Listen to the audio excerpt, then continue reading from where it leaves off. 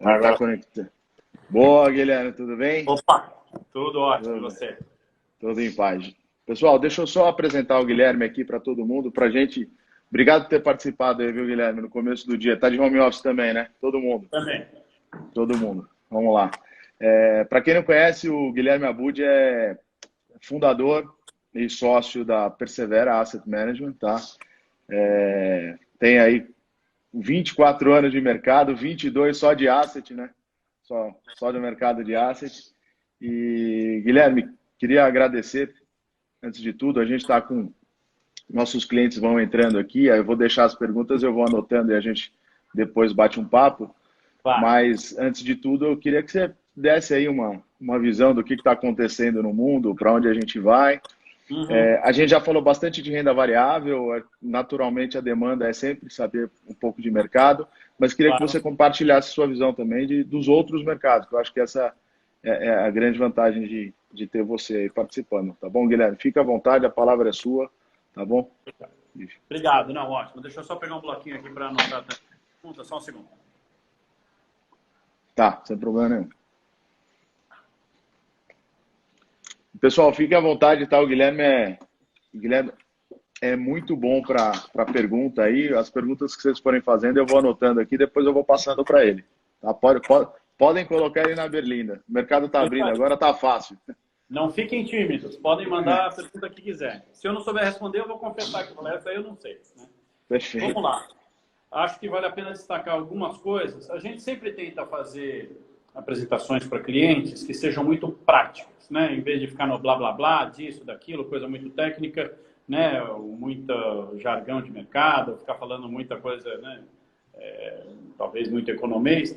A gente tenta sempre fazer algo muito claro, muito sincero do que a gente acha mesmo, do que tem no nosso fundo, do que a gente acha que as pessoas deveriam fazer com seus investimentos e algo prático, para que você saia dessa live aqui ou dessa interação com algumas decisões mais perto de serem tomadas, mais fácil de entender. Então, queria destacar algumas coisas aqui. Primeira, né?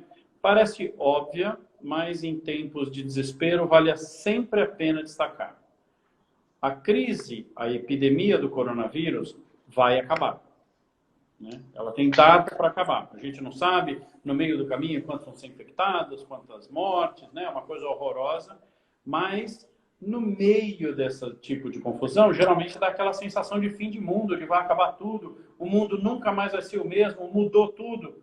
Não mudou tudo, o mundo vai ser o mesmo, né? Algumas coisas vão mudar, mas o mundo está aí, funcional, né? Então, uma palavra um pouquinho de, talvez, calma e ponderação, porque no meio da crise sempre dá aquela sensação de tudo vai acabar, isso aqui vai virar um mundo de Mad Max. Não vai, não vai. Né? Daqui a alguns meses a gente vai estar olhando para trás e passou o pico do coronavírus, daqui a pouco já estão percebendo que os remédios funcionam melhor do que parecia, daqui a algum tempo vai ter vacina, daqui a algum tempo a gente vai conhecer melhor as mutações do coronavírus e ele vai virar algo, talvez um pouco do passado ou mais contínuo. Né? Então, para lembrar de não ficar desesperado, de não sair mudando tudo na carteira, é hora de mudar pouca coisa na carteira. Né? Perfeito. A segunda coisa que eu acho que vale a pena destacar é o seguinte: houve no início uma reação muito virulenta, além de nos mercados, de fecha tudo, lockdown completo em tudo, em todos os lugares do mundo, tal, que não está errado. Mas ao longo do tempo, várias pessoas foram começando a questionar que, olha, tudo tem dois lados nessa vida, né? Tem trade-off, tem escolhas dificílimas a se fazer.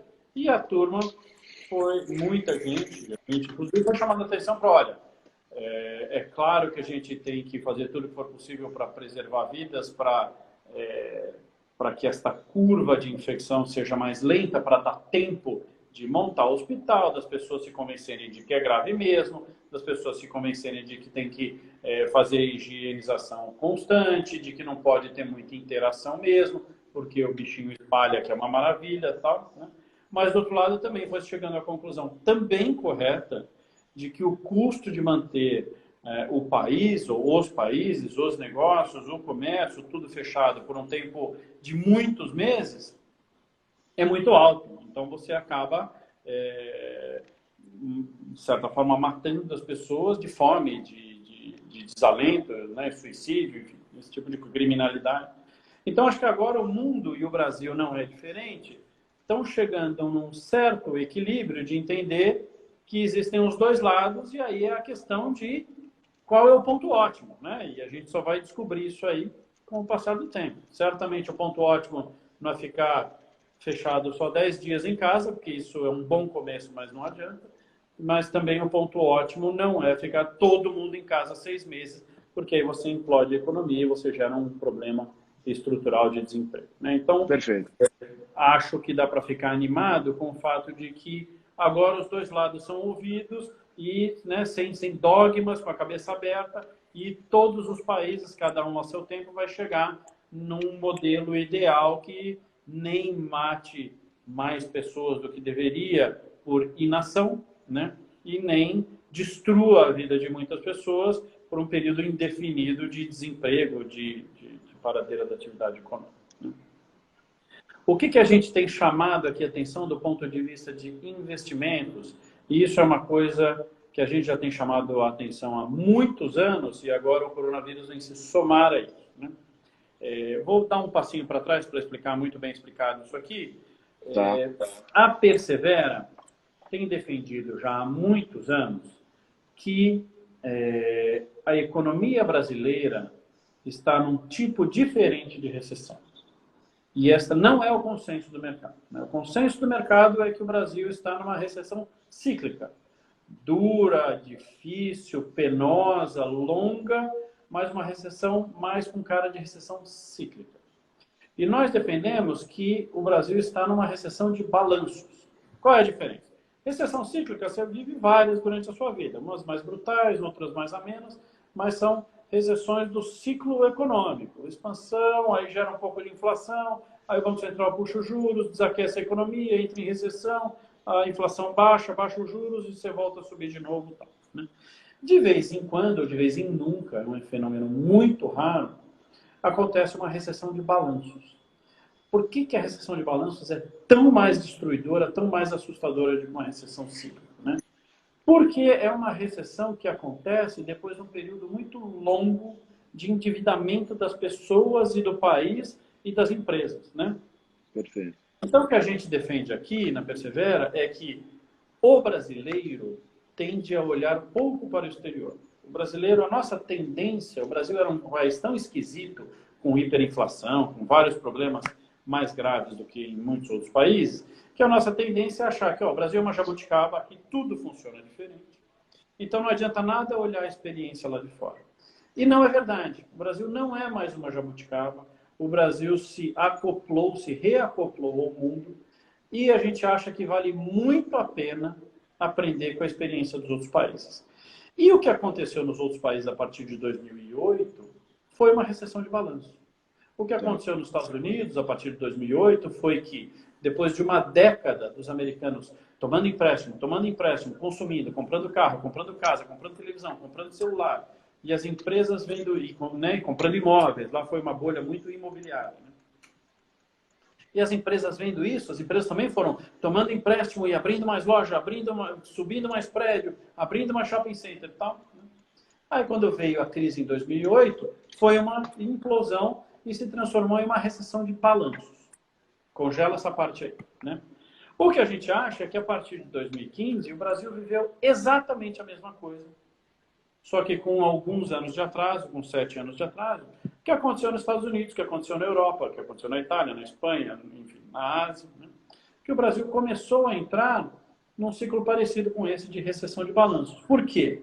Porque também foi verdade que o brasileiro, a partir de 2003, 2004, até 2015, tomou empréstimos desbragadamente, né? A gente passou de ser um país que tinha 15% a 20% de dívida, de exposição a crédito contra o PIB, para ser um país que chegou em quase 60% de PIB de empréstimos, né? de crédito.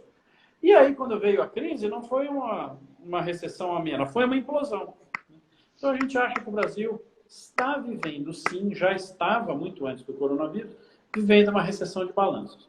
O que é a diferença? Para que isso interessa para vocês, né? O que é a diferença de uma recessão cíclica para uma recessão de balanço? A recessão de balanços, ela é muito mais longa, muito mais profunda, muito mais desinflacionária do que uma recessão cíclica, e ela exige do Banco Central um corte de juros muito, muito maior do que qualquer um jamais sonhou. Foi o que aconteceu nos Estados Unidos, foi o que aconteceu na Europa, no Japão, no Canadá, na Inglaterra, e a gente dizia na época que era o que aconteceria no Brasil. Então, vou dar um exemplo para vocês aqui, mas isso não era o consenso do mercado, né? Então, lá em 2016, quando esta equipe, que hoje está na Persevera, ainda era parte do HSBC, né? Nós viemos, a maioria da Persevera veio do HSBC, o HSBC vendeu a atividade no Brasil, fomos comprados pelo Bradesco, então naquela época eu era o head de multimercados, responsável por integrar a equipe do HSBC e do Bradesco, e foi ali que a gente montou os multimercados do Bradesco, bem do mesmo jeito que depois a gente saiu e montou a Persevera, né? E naquela época, a taxa de juros estava ali em 14% e baixando, e o Banco Central perguntou para o mercado o que o mercado achava que era a taxa de juros terminal, até quanto daria para cair os juros naquela época. Sim. E o mercado respondeu, olha, não dá para ir muito para baixo de 11% ou 10,5%. E esta equipe aqui, já com esta cabeça de que, olha, gente, é uma recessão de balanços é diferente, não vai ter PIB de 2, 3 ou 4 tão cedo, e por outro lado, a inflação vai ser sempre muito, muito abaixo do que todo mundo está imaginando. Portanto, dá para cair os juros muito mais do que o mercado imagina. Naquela época a gente falava em 7 ou abaixo de 7, na época que o mercado falava em 11. Né? E nos provamos corretos. Então, todos os anos, nos últimos 4 anos, vai chegando no meio do ano, os economistas vão fazendo projeção para o ano seguinte, as projeções são sempre mais ou menos as mesmas. São mais ou menos em que linha? Na linha de, olha, o pior já passou, no ano que vem o PIB vai crescer 3%, a inflação vai subir em direção à meta, e aí o Banco Central vai ter que parar de cortar juros ou até subir juros em direção a uma taxa de juros mais normal para o Brasil. E todo ano a gente tem discordado disso, falando, ainda não, a recessão de balanços é mais longa, as pessoas e as empresas ainda estão muito endividadas, a inflação vai ser muito baixa, e o Banco Central, mesmo hoje não querendo, não planejando, vai mudar de ideia ao longo do caminho e vai voltar a cortar juros. Né? Isso também foi verdade em 2018, quando a gente lançou a Persevera. Na nossa primeira carta mensal, a gente escreveu exatamente isso. Falou, não tem PIB de 3, isso é sonho. Se o PIB for 1, já está uma maravilha. Não tem inflação de 4, a inflação é para baixo de 3. E o Banco Central, mesmo sinalizando que parou de cortar, ele vai se convencer de que vai ter que voltar a cortar. Então, a gente tem acertado muito bem isso nesses últimos anos. Esse ano foi a mesma coisa. Nós somos a primeira casa, lá quando o Banco Central falou, parei, cortei para... existia uma dúvida se ele ia parar em 4,5, de cortar a Selic, ou em 4,25. Saiu uma tabelona lá no valor, todo mundo dizendo, ou o juros vai ser 4,5, ou o juros vai ser 4,25 e parar. Persevera foi a única casa que falou, o Banco Central pensa que vai parar. Daqui a pouco, como aconteceu nos últimos 4 anos, ele vai ver que a atividade vai ser mais fraca do que ele está esperando, a inflação vai ser mais baixa do que ele está esperando, e ele vai ter que cortar os juros lá para 3. Né? E aí na época, nossa, 3, que loucura. E a gente achava e acha isso mesmo. Aí veio o coronavírus. Então hoje a nossa cabeça é de que o certo para o Banco Central é cortar as taxas de juros muito mais do que ele estava planejando. Sim. A gente vê com muita estranheza o fato de que o Banco Central, de novo, cortou 50 basis points e falou, parei. Né?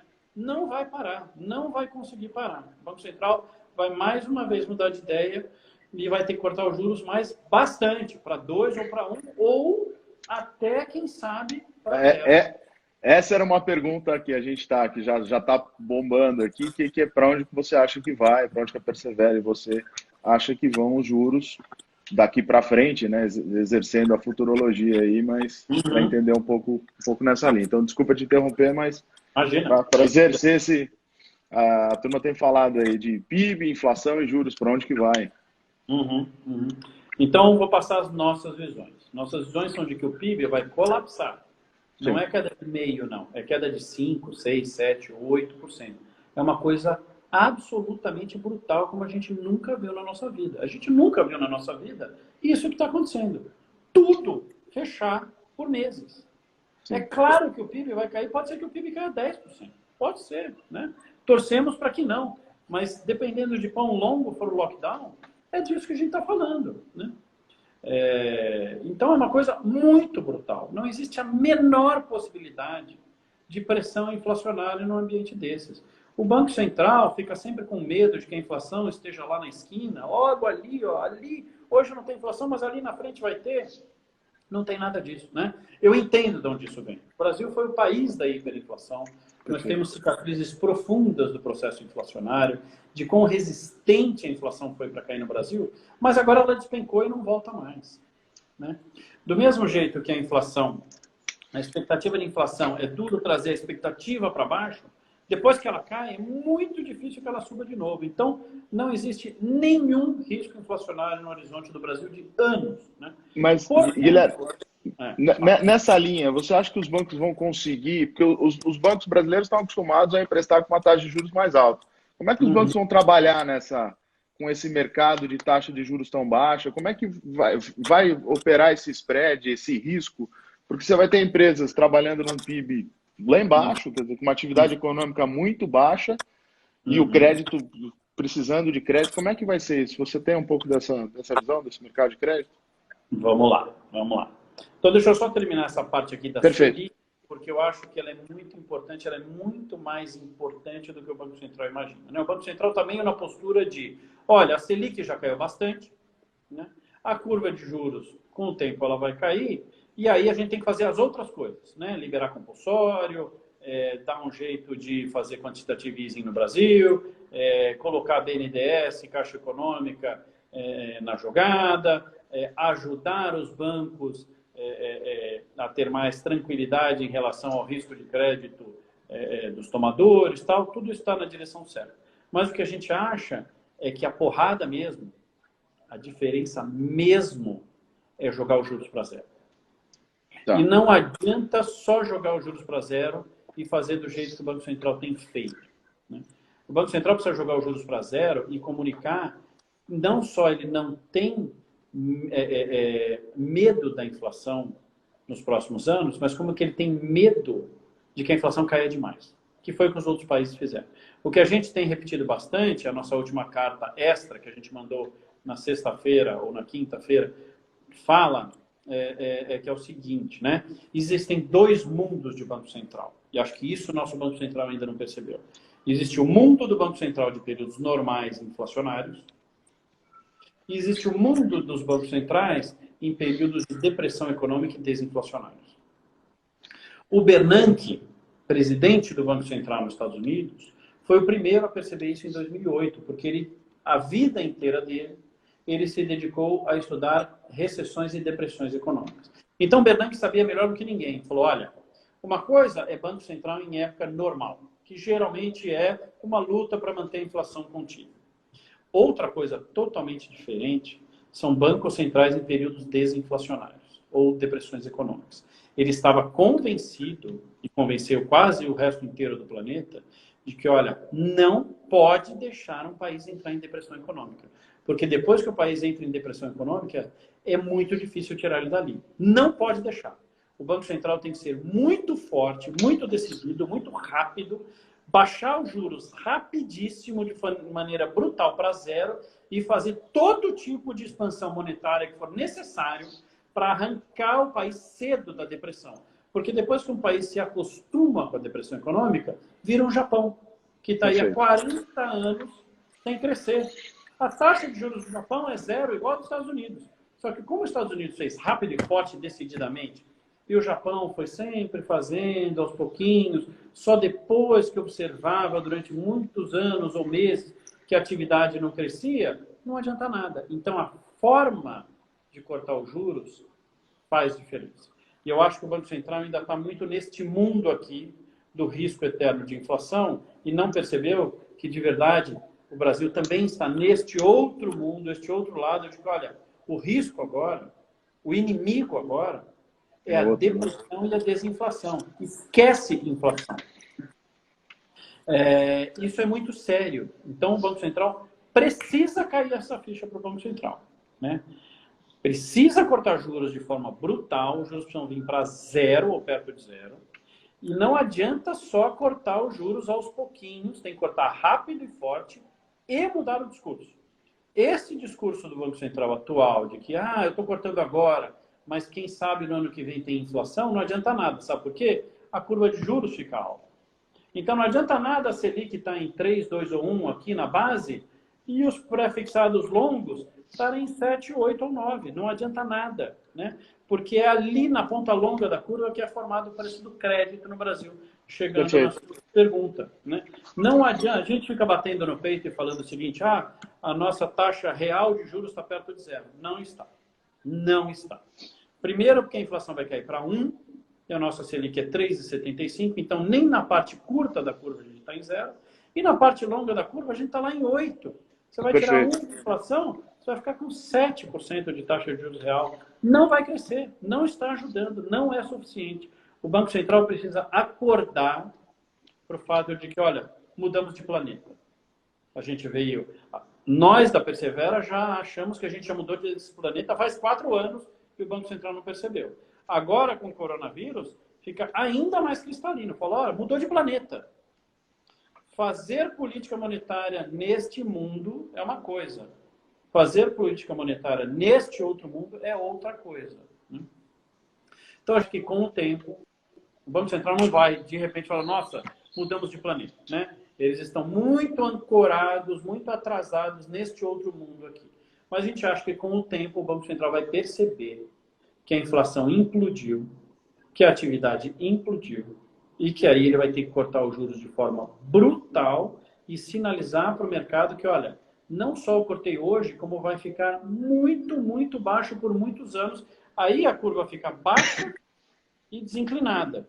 Quando o Brasil tiver taxa de juros longas na casa de 3, taxa de juros curtas em 0 ou 1, taxa de juros longas em 3 e inflação a 1 ou 2, aí sim, com taxa de juros ao longo da curva inteira perto de 0 e todas essas ações que o Banco Central e o governo federal estão tomando, aí sim as pessoas vão ter o estímulo, a confiança e a liquidez para poderem manter seus negócios vivos, minimamente vivos e operando, e depois se recuperar ao longo do tempo. Então, primeira lição prática aqui, primeira sugestão prática, né? Não é lição, a gente não sabe das coisas, a gente damos a nossa opinião.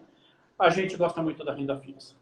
Perfeito. O melhor mercado hoje é a renda fixa, né? A gente gosta também muito da Bolsa, a gente não tem muita dúvida de que nesses preços, né, para quem tiver tempo e estômago e segurar firme, a Bolsa vai subir mais do que 70%. Mas não é agora ainda. Agora, o melhor lugar é a renda fixa curta para média, né? O Banco Central vai cair a ficha, ele vai cortar os juros muito mais do que já cortou. E hoje você encontra papéis muito, muito gordos na curva de juros, tanto de pré-fixados quanto de NTNBs. Está cheio de título aí, pagando 4, 5, 6, 7% ao ano de juros, num país que daqui a pouco os juros vão para 1 ou 0. Essa era a minha pergunta. Como ganhar dinheiro na renda fixa? Muita gente enxerga a renda fixa... Tem muita gente que a renda fixa agora já reflete a realidade, já caiu que tem que cair os juros. Não está nem perto de ter caído, que vai precisar cair os juros e o tempo que esses juros vão ficar baixos. Então, mas aí, sempre olhando um componente pré-fixado, Guilherme, desculpa te interromper, tá? Claro. Mas é sempre olhando uma renda fixa com algum componente pré-fixado. Pré-fixado, não adianta nada o CDI. O CDI vai render cada vez menos. Sai fora do CDI. Né? Tá. Então, títulos pré-fixados, CDBs pré-fixados, LTNs, NTNs-Fs, qualquer instrumento pré-fixado de 2, 3, 4 anos. As NTNs-Bs também são instrumentos pré-fixados, só que em vez de pagar juros nominais, eles pagam juro real mais a inflação, né? Então, também esses de médio prazo, está cheio de NTN-B aí, pagando 2, 3% real mais toda a inflação, né? A gente adora as NTNs-Bs longas, mas as NTNs-Bs longas ainda vão passar por um problema, né, por um período turbulento. No fundo, a gente aguenta, né? A gente recomenda para os clientes, mas elas vão ser uns bichinhos mais voláteis, né? Então, para a gente, a estratégia boa é o seguinte, né? Nós somos geralmente um fundo super diversificado na Persevera. E foi por isso que a gente foi tão melhor do que os nossos concorrentes. Porque quando a Bolsa despencou, a gente tinha a Bolsa, mas a gente foi rápido em sair da Bolsa. A gente protegeu com uma série de outras operações, de treasuries, de ouro, algumas commodities, algumas empresas que aguentaram um pouco melhor, né? Alguns hedges que a gente tinha, e principalmente essa posição que a gente tinha comprados em dólar, enfim. Protegemos muito bem a carteira, por isso que a gente está caindo aí mais ou menos 1,5% num mês em que muitos dos nossos concorrentes estão caindo 8%, 10%, 12%, 15%, 20%. Tá, né? Isso está falando no mês, né? Mas o fundo está com uma rentabilidade ainda positiva. Se a gente olhar ano. Isso. A partir de agora, a gente está um pouco mais concentrado, porque a gente acha que a renda fixa, os pré-fixados e as NTNs-B, de curto e médio prazo, vão conseguir ganhar dinheiro muito antes do que as outras classes de ativo, a um custo muito menor, a um sobe e desce muito menor, a uma dor de estômago muito menor. Então, começaríamos por aumentar a posição na renda fixa, né? A gente gosta da Bolsa, gosta bastante da Bolsa, mas não é improvável que a Bolsa, antes de subir, ainda caia mais 10%, alguma coisa assim. Então, a nossa recomendação é o seguinte: quem já estava na Bolsa, não venda. Perfeito. Isso que eu ia te falar, Guilherme. Tem muito da nossa audiência aqui, tem muito cliente novo, muito cliente que saiu da renda fixa tradicional, do CDI, e acabou indo ou para um fundo multimercado com uma volatilidade um pouco maior, ou foi direto para a Bolsa. E aí é natural que os nossos assessores, né, recebem a ligação, e aí, que sai agora, não sai? Então, acho que essa sua frase ela é principal. Quem estava na Bolsa, fica agora. A gente, o que aconteceu no Brasil nos últimos anos, né? As empresas grandes de capital aberto, essas são as únicas que conseguiram se desalavancar. Então, o que acontece no Brasil? As taxas de juros caíram bastante, mas o Brasil é um país oligopolizado nos bancos, oligopolizado em tudo, oligopólio bancário também. Então, a taxa para os tomadores finais, pessoas físicas, pequenas e médias empresas, não caíram tanto assim. Mas as empresas grandes, elas têm acesso direto a dinheiro a CDI no mercado de capitais. Então, para elas foi uma maravilha.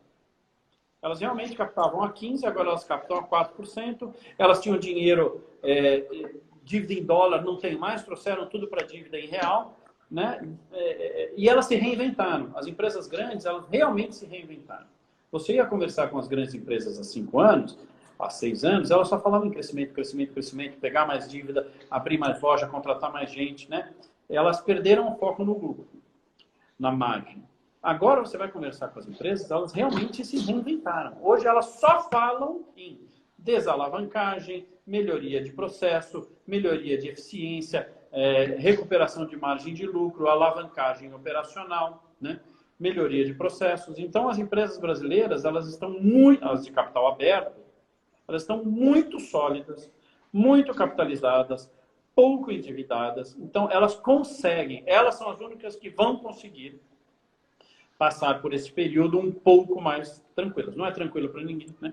As pequenas e médias, que dependem do setor bancário para pegar empréstimo, e aí tem spread bancário, para estas a vida está mais difícil.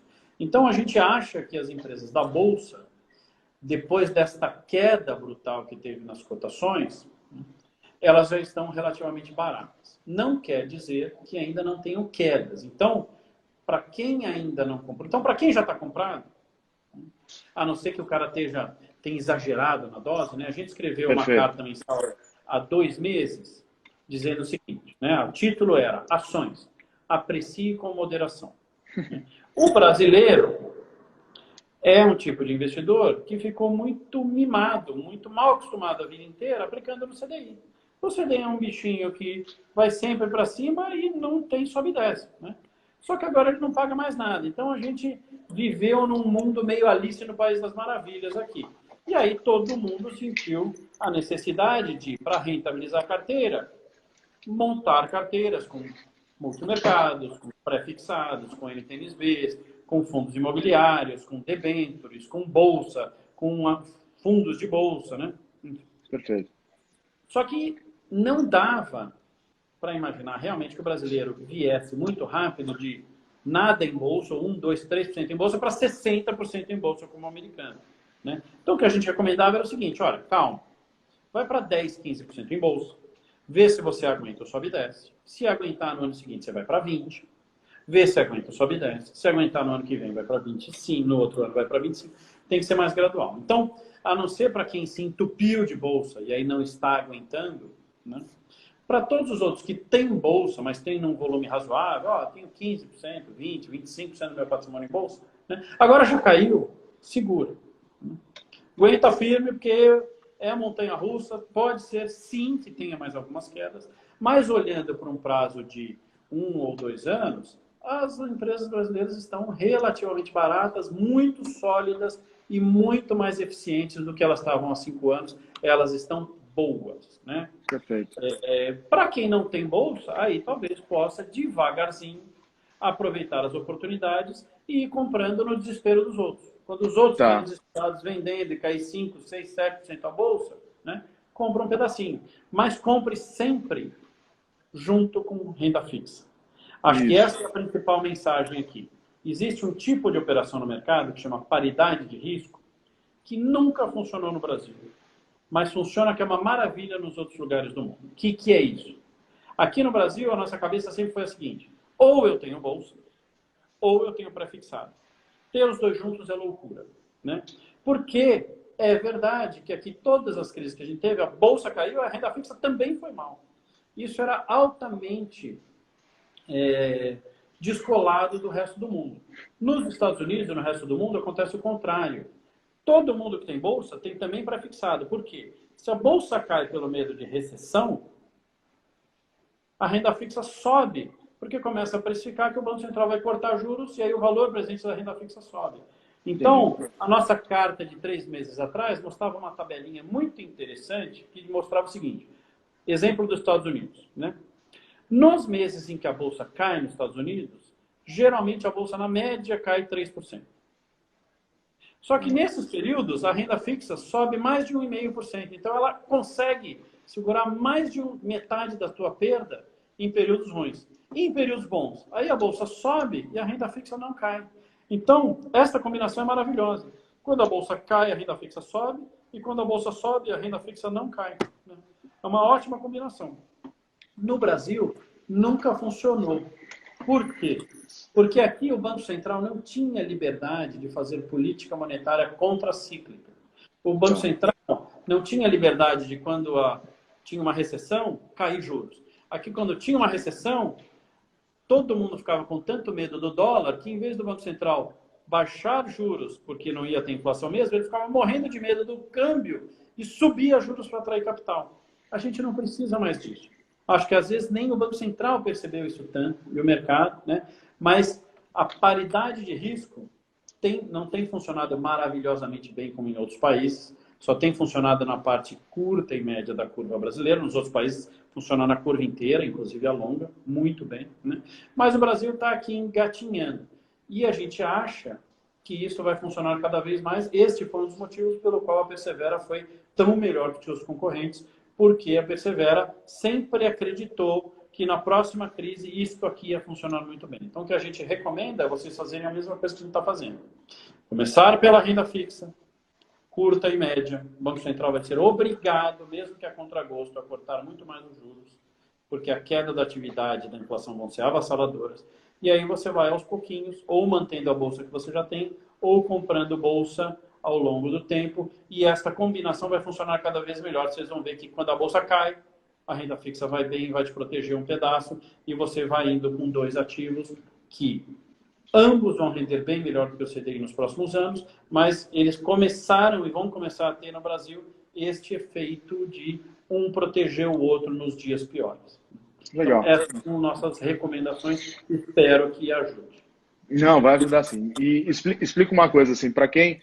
Tem muita gente que pergunta, ainda vem aqui uma pergunta do câmbio, que essa eu sei que é a mais difícil, mas entender um pouco assim, para quem também está fora do Persevera e quiser entrar agora, como é que como é que o fundo vai se posicionar com esse dinheiro novo? Então, muita gente tem perguntado aqui como é que vai ser esse posicionamento, porque vocês estão pegando dinheiro agora, para onde que vai? Uhum. O que é a principal combinação que a gente tem, que a gente acha que é uma combinação que vai dar muito certo? Tem um dia que dá mais certo, tem outro dia que dá menos certo, sobe, desce e tal, mas a gente olha nos próximos meses, a gente acha que vai dar muito certo, né? É a combinação de investido em títulos pré-fixados em NTNBs curtas, exatamente o que eu falei aqui, porque os juros vão cair muito mais do que todo mundo imagina. Comprado em dólar. Tá. A gente não acha que o dólar vai para 6 ou 7, nada disso, mas a gente acha que o Banco Central está sendo muito, muito tímido na atuação no câmbio, ele deveria ser muito mais forte. Enquanto ele é tímido, Vai ficar comprado. o dólar tem se provado sim, né? Com moderação, né? Não estou falando para as pessoas físicas saírem comprando câmbio, que aí não vai funcionar, né? Porque aí tem spread na entrada, spread na saída, mas para um gestor que compra no mercado futuro, né? Com moderação e com agilidade, o câmbio tem se provado uma boa defesa para a renda fixa, né? E a gente pretende, ao longo do tempo, ir comprando bolsa. A gente está comprado em várias ações que a gente gosta, né? Tá. Mas, no momento, a gente está mais vendido em bolsa, achando que a bolsa ainda dá uma queda de 5% a 10%, né? Para aí a gente virar a mão e começar a comprar. Também não recomendo que as pessoas façam isso, porque aí é muito difícil. Esse timing realmente é um negócio que você tem que ficar na mesa o dia inteiro para poder fazer isso. Então, ao longo do tempo, estaremos aplicados em juros curtos, estaremos comprados em bolsa, apesar de que no curto prazo a gente está vendido, mas a gente pretende virar a mão porque tudo está muito barato, né? E, no momento, a gente está comprado em dólar, não por achar que ele vai para 6 ou 7, mas por achar que o Banco Central está muito tímido na venda de dólares e, portanto, no curto prazo, a compra de dólar tem protegido, sim, naqueles dias em que a renda fixa não vai tão bem, né? Então, a gente acha que essa combinação ela vai trazer ganhos bastante importantes com um risco bastante limitado nos próximos meses. Então, a gente acha que a gente está, sim, muito bem posicionado. Aproveitando o gancho de bolsa, assim, rapidinho a gente vai passar.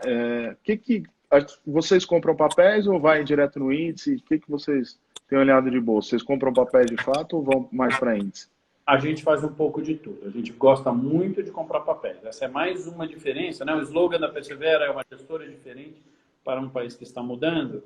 E a gente acha que os multimercados no Brasil, eles compram poucas ações específicas, né? Sim, normalmente vão mais para índice. Ou com futuro de índice Bovespa, ou com opções, e que as opções no Brasil são muito, muito caras. Geralmente não Sim. vale a pena trabalhar com opções no Brasil. A volatilidade implícita é proibitiva no Brasil. Em períodos normais, imagine em períodos de crise, né? Você acerta e não leva, né?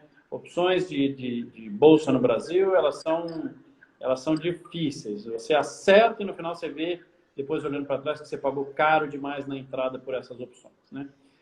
Ou os multimercados brasileiros fazem muito alocação setorial.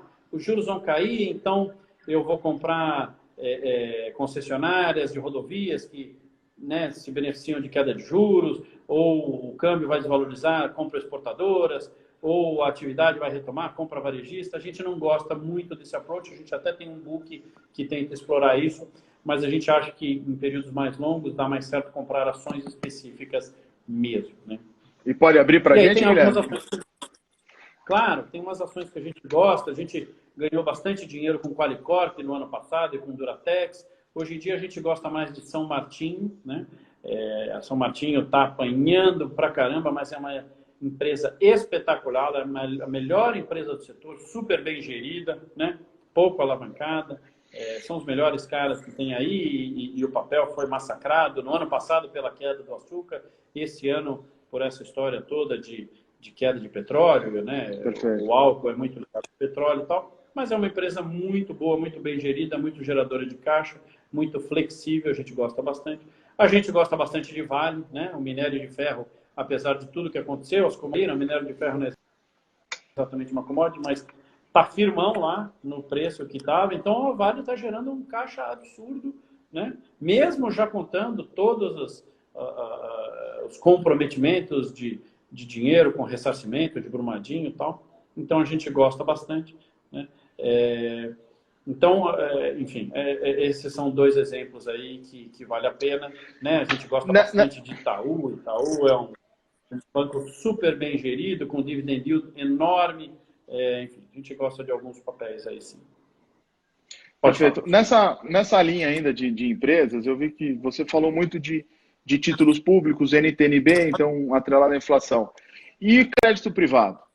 Como é que alguns clientes, quando a gente fala de renda fixa, nossos clientes têm alguma coisa de crédito privado, alguns acabaram se posicionando em fundos de crédito privado e alguns em crédito privado direto. O que você fala, principalmente para quem está começando ou para quem está dentro já, para procurar crédito privado, ou vamos de título público? Eu sei que você conhece bem esse mercado. Nós não somos grandes fãs de crédito privado, não. Na Persevera a gente não faz nada de crédito privado.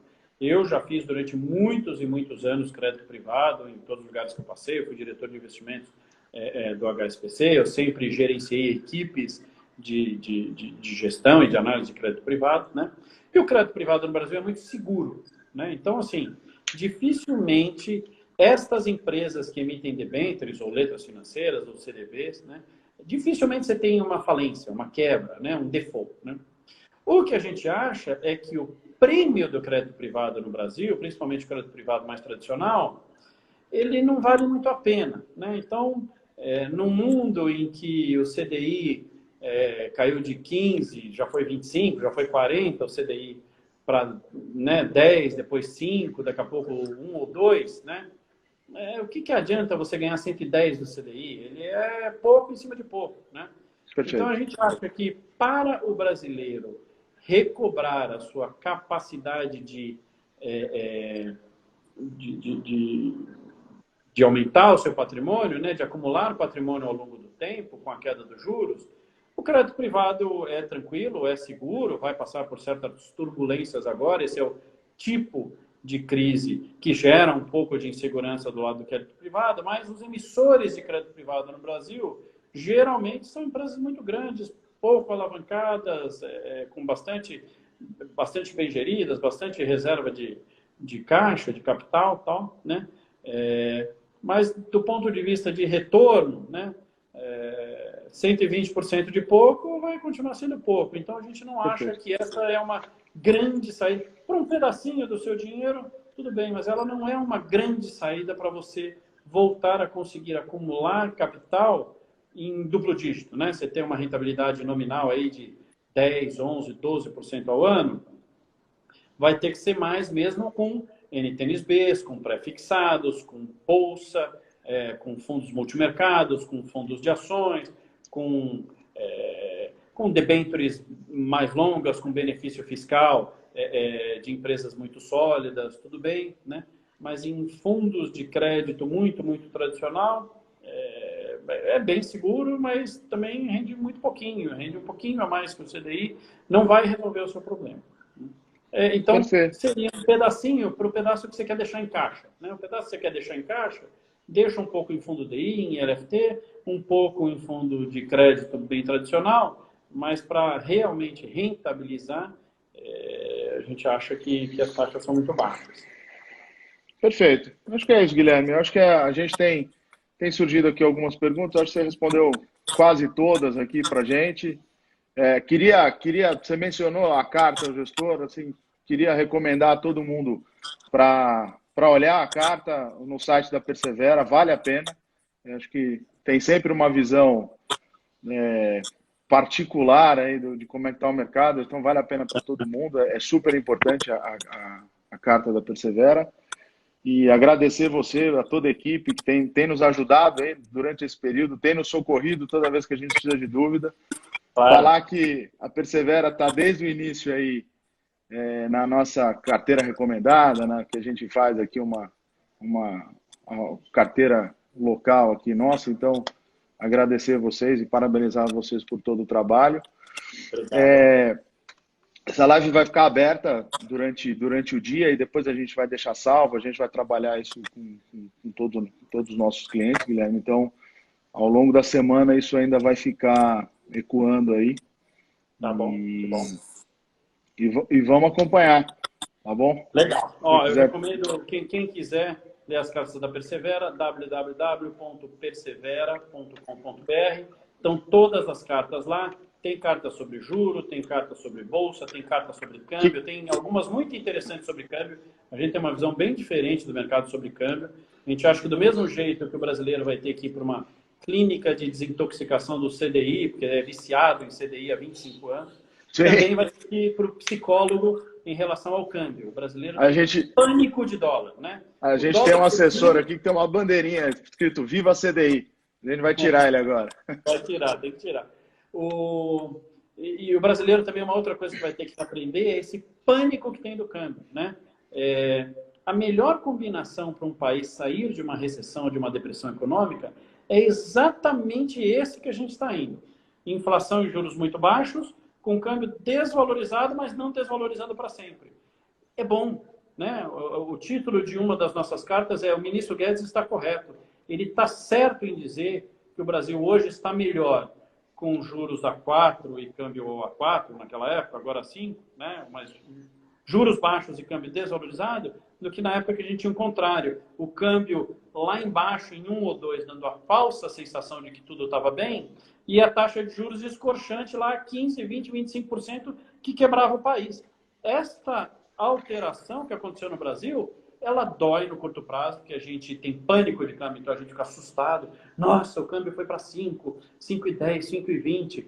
Enquanto o câmbio não gerar inflação, não desancorar expectativas inflacionárias e não quebrar empresas que não estão redeadas, não tem problema do câmbio mais valorizado, né? E acho que nem o Banco Central talvez tenha percebido isso. E nos últimos 4 anos está acontecendo isso. O câmbio vai indo e não gera inflação, não gera desancoragem de expectativas de inflação e não quebra mais ninguém. Porque agora o hedge cambial ele é barato e boa parte das empresas desistiu de ter dívida em dólar e agora tem dívida em reais.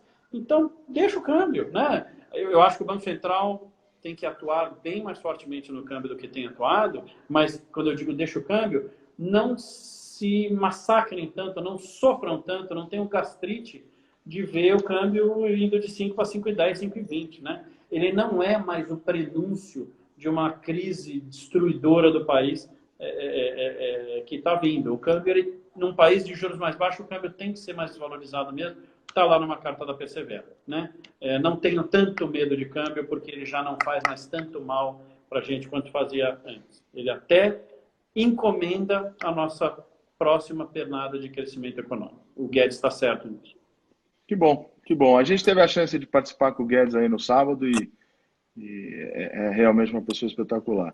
E esse é o melhor ministro da economia que o Brasil já teve na sua história. Ele é espetacular, né? A turma do Banco Central também é bem capaz, mas acho que a turma do Banco Central precisa sair de um lado. Dizer que não é este mundo inflacionário, que a inflação está sempre na próxima esquina. É este mundo desinflacionário. A gente comemorou quando a inflação caiu de 12% para 3%. Foi muito bom mesmo. O Brasil estava muito disfuncional, né? Agora, não é mais para comemorar a inflação indo de 3 para 2 ou para 1, não. Isto é o sintoma de uma doença de baixo crescimento, de uma realidade desinflacionária que não é boa. A gente pegou a doença do mundo, a gente precisa fazer igual aos outros bancos centrais. Juros a zero. Perfeito. Muito bom. Guilherme, muito bom começar a semana aqui tendo aí um norte, um otimismo e também buscando algumas oportunidades, você mostrando ainda que tem algumas oportunidades e pelo menos para que rumo a gente tem que olhar. Obrigado em nome da RP Capital, tá? A audiência aqui adorou, estou recebendo elogio, o WhatsApp aqui não para. Então, obrigado por tudo aí e boa semana, tá bom? Contem conosco, sempre que precisarem, estamos aqui. Grande abraço. Certo, um abraço. Vou encerrar aqui, Guilherme. Vamos lá. Valeu.